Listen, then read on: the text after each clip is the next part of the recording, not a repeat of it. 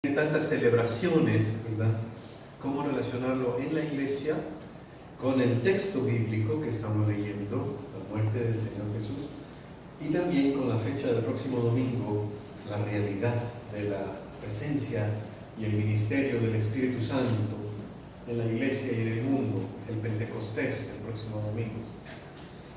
Así que este es el marco, el contexto que me ha estado presionando en la preparación de estas reflexiones, y con estas explicaciones a lo mejor ustedes pueden ver, pues es que por eso está diciendo esto el pastor, porque estamos en este momento, en este mes, en esta coyuntura, y buscando al Señor.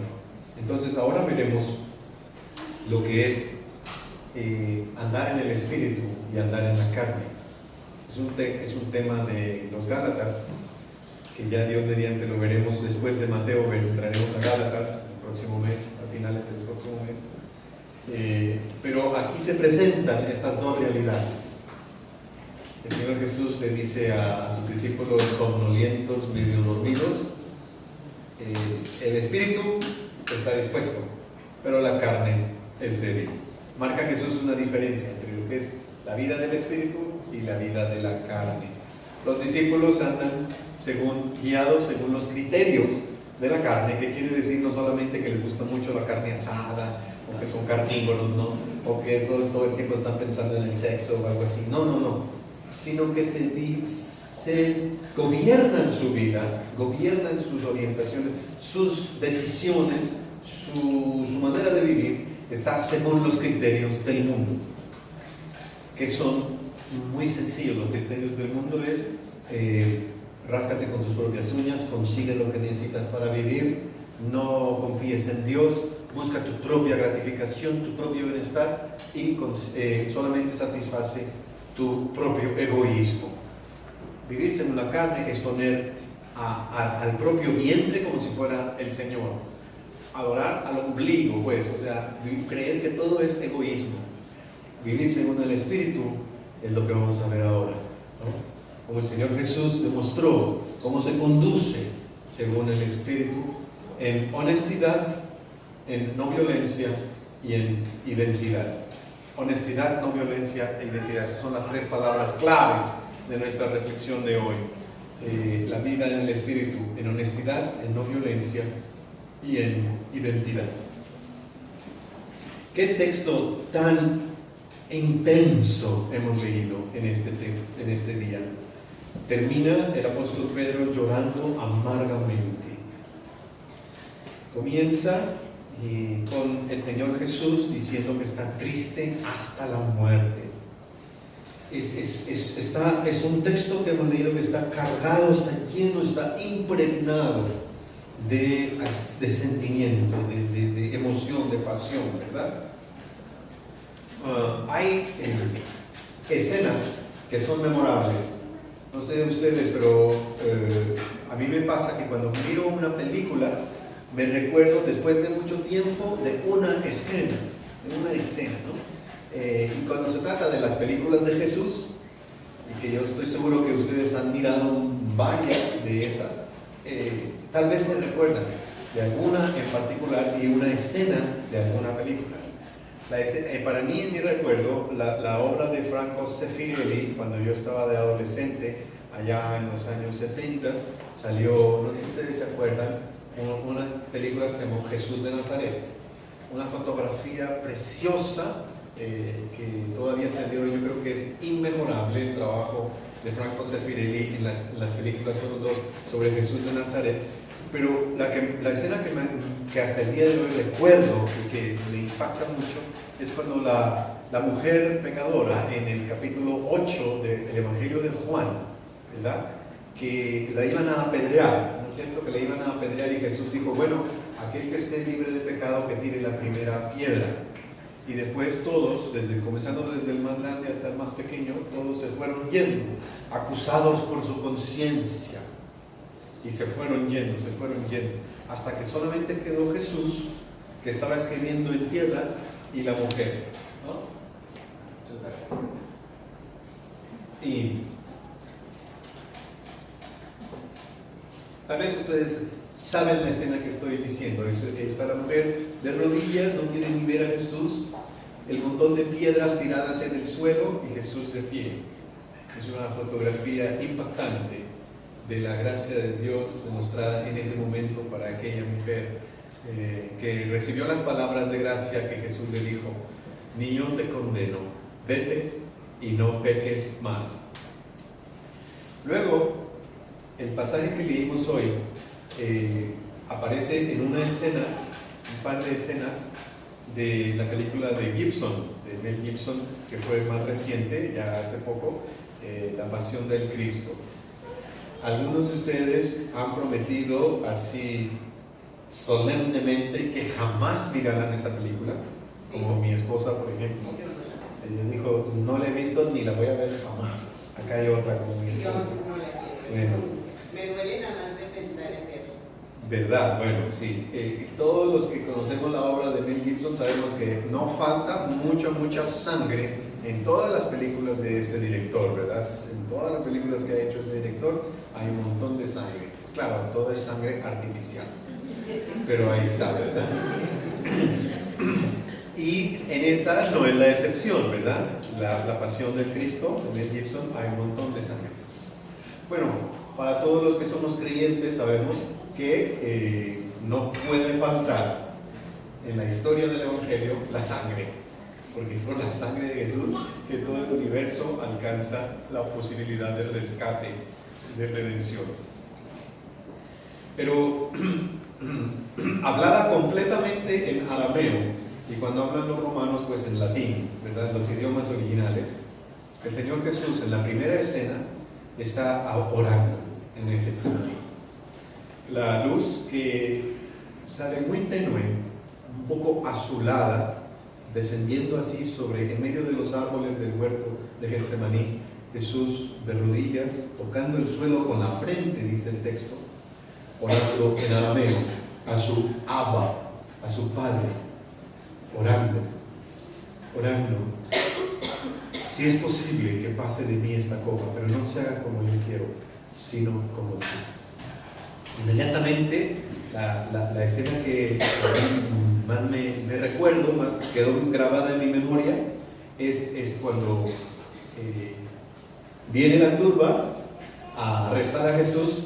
Uno de los discípulos, muy envalentonado, sabemos por los otros relatos del Evangelio que el nombre de ese discípulo era Simón Pedro, pero aquí en Mateo no aparece con nombre, pero era Pedro, que agarró un machete y le quiso dar en la mera frente a uno de ellos.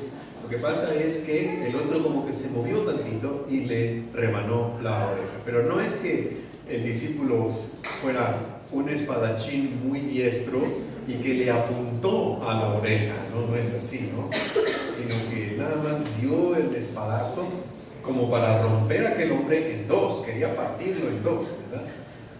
Pero lo que lo hizo fue que le cortó la oreja. Y entonces, en esta película que yo estoy narrando, es impactante cómo queda aquel hombre sorprendido, solo en el huerto de Getsemaní. Toda la turba se llevó a Jesús, todos se fueron, y aquel hombre se quedó de rodillas sin saber explicar qué es lo que le pasó.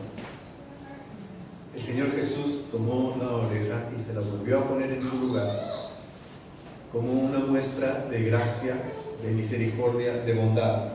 Y ahí quedó solo, reconociendo que el Señor Jesús es diferente, que Él anda no por la carne, sino por el Espíritu. Hay tres oportunidades, hay tres en el Evangelio, siempre, en Mateo siempre aparece todo en grupos de tres, ¿no? 3 veces que Jesús fue a orar en la noche, a orar y los discípulos dormidos, 3 veces. Después, al final de nuestro texto, 3 veces el apóstol Pedro negó a Jesús, 3 veces.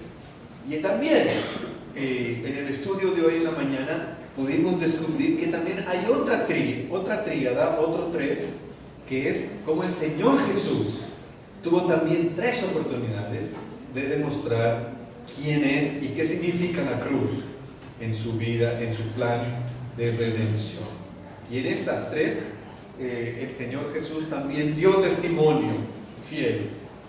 Mientras que el discípulo negó conocerlo, el Señor Jesús dio testimonio de ser el enviado de Dios, ¿no? La primera de ellas es cuando viene la turba, ¿no? Y está liderada por Judas. Y Judas viene y le da un beso. Ahí es la primera vez que Jesús tuvo la oportunidad de zafarse, de decir, yo no soy, ¿a quién andas buscando? En cambio no, Jesús se mantuvo firme, aceptó el saludo de Judas y dijo, sí, yo soy a este que andas buscando. Adelante, le dice, amigo, sigue con tu plan. La segunda vez es en esa ocasión de la oreja cortada y que cuando el discípulo empieza a hacer una magia de violencia y decir, bueno, vamos a enfrentar, nosotros somos menos, pero estamos más valientes que ustedes. Y a ver, que empiecen los golpes, que empiece la violencia. Y el Señor Jesús ahí mismo detuvo todo y le dice a su discípulo, ¿no piensas que si yo le pido a mi Padre, en este momento mi Padre viene a mi auxilio con legiones de ángeles? ¿No? Esa es la segunda oportunidad que el Señor Jesús tuvo de haber,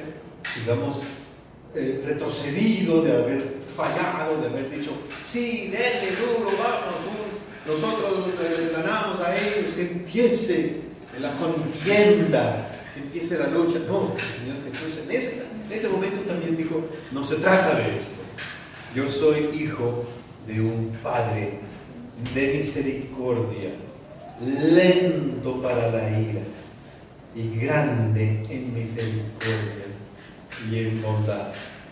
Una segunda oportunidad. Y la tercera oportunidad, ya enfrente de el sumo sacerdote, que le dice, a ver, eres, en el nombre del Dios viviente, le dice el sumo sacerdote, dinos, específica y claramente, ¿eres o no eres el Hijo de Dios?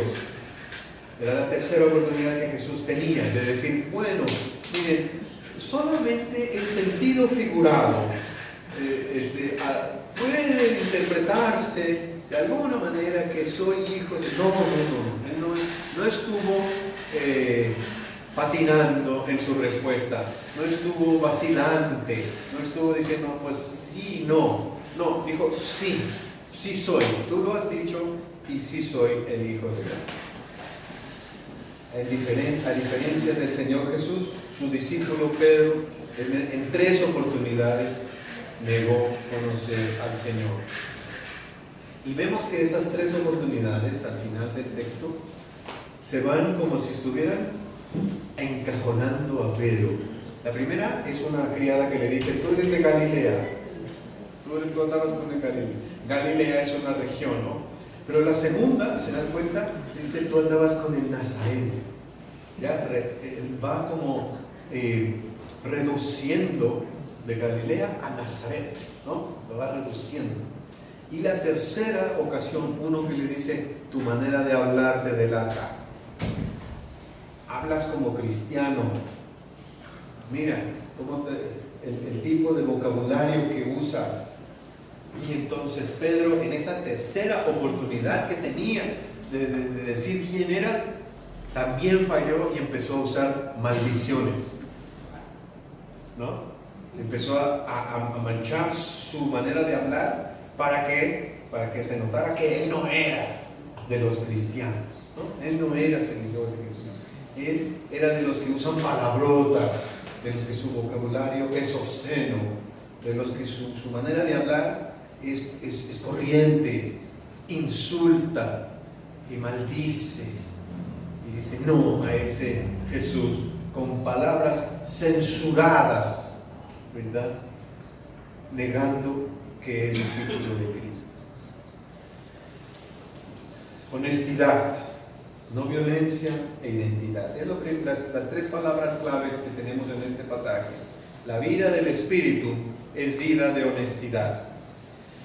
El Señor Jesús, después de la cena, sale hacia Getsemaní, invita a los 3 discípulos más íntimos, Pedro, Jacobo y Juan, los hijos de Zebedeo, y les dice: honestamente, me siento muy triste. Triste hasta la muerte, dice Jesús.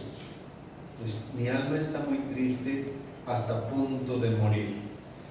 La vida en el Espíritu es vida de honestidad, que no le pone una máscara a los sentimientos ni a las emociones. O sea, la vida en el Espíritu es capaz de decir: me siento triste.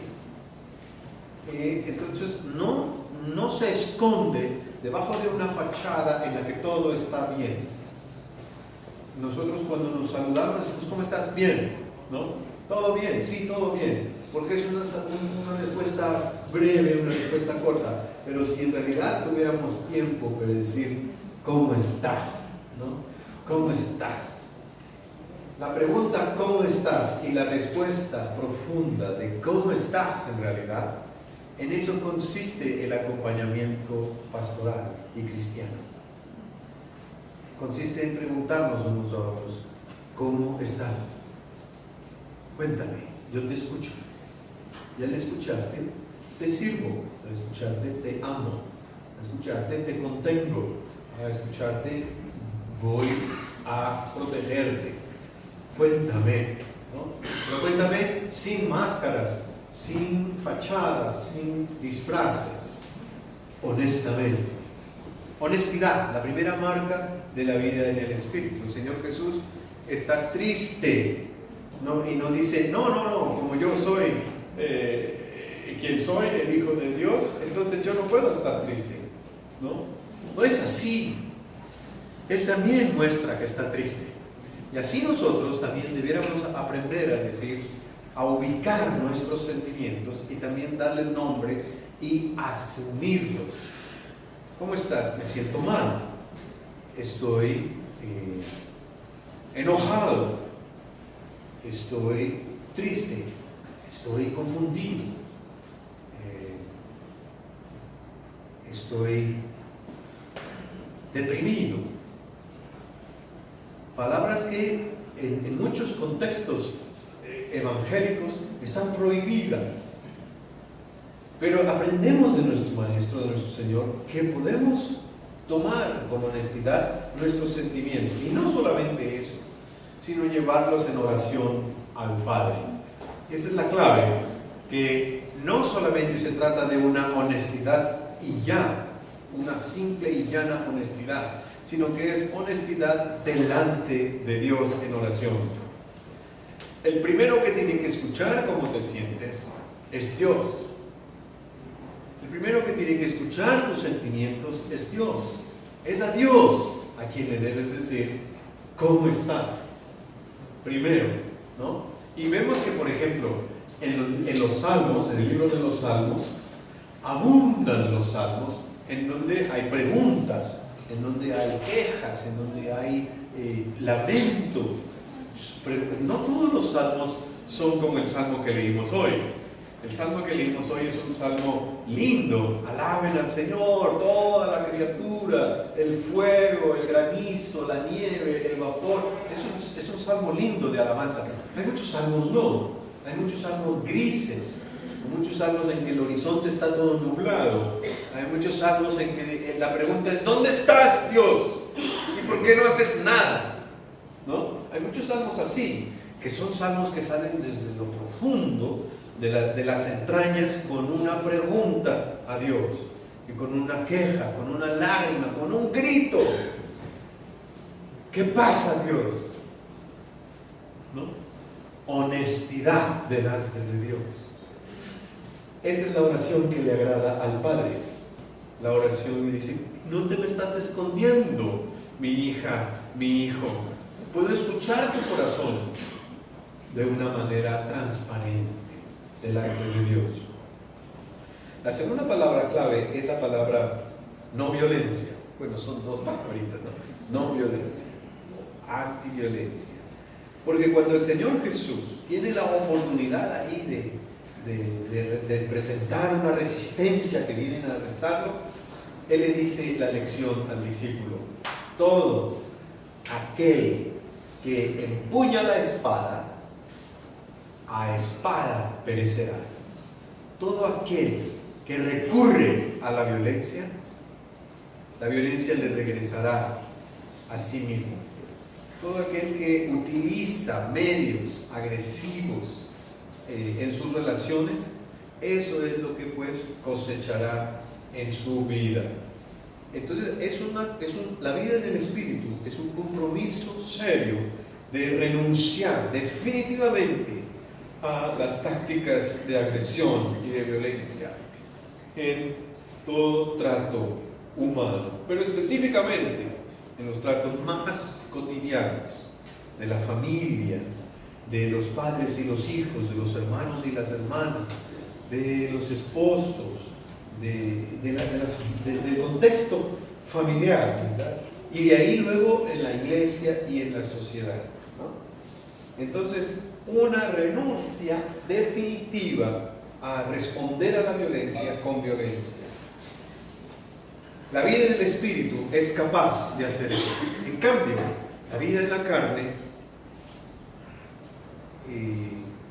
recurre a la violencia, recurre a la agresión y busca cómo cobrárselas y cómo responder al otro, al golpe, con otro golpe, ¿no?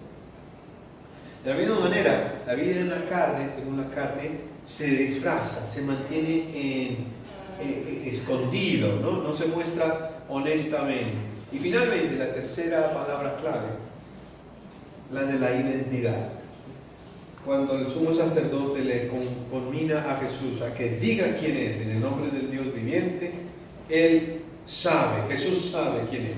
Dice, yo soy el Hijo del Hombre. Sí, el Hijo del Hombre es el que se menciona en Daniel capítulo 7, que recibe todo el imperio, todo el poder, toda la gloria. Ese, dice Jesús, soy yo. Claro, era para ponerse a reírse a carcajadas, porque el que estaba diciendo que era nada más y nada menos que el Hijo del Hombre era un pobre hombre que no tenía más que una túnica, que estaba tal vez amarrado de sus muñecas porque estaba arrestado y que no tenía defensa alguna, y que en lugar de recibir el imperio y la gloria y el poder, comenzó más bien a recibir bofetadas, escupitajos, burlas y calumnias. Y sin embargo, Jesús dice, sí, yo soy el Hijo de Dios, lo sé muy bien. La vida en el Espíritu le da al creyente un sentido tremendo de identidad. Sabes quién eres. Sabes de quién eres. Eres de Cristo y de nadie más. Y esta pertenencia a Cristo te permite enfrentar burlas, te permite enfrentar oposición, escupitajos, abofeteadas, te permite enfrentar lo que sea, porque sabes quién eres. Una hija amada de tu Padre Celestial, un hijo amado de tu Padre Celestial. La vida en el Espíritu nos da entonces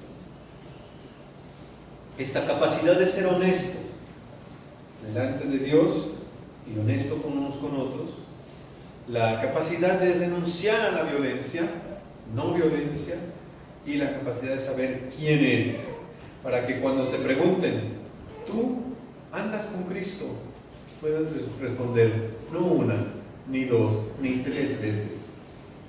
Responder sí soy de Cristo.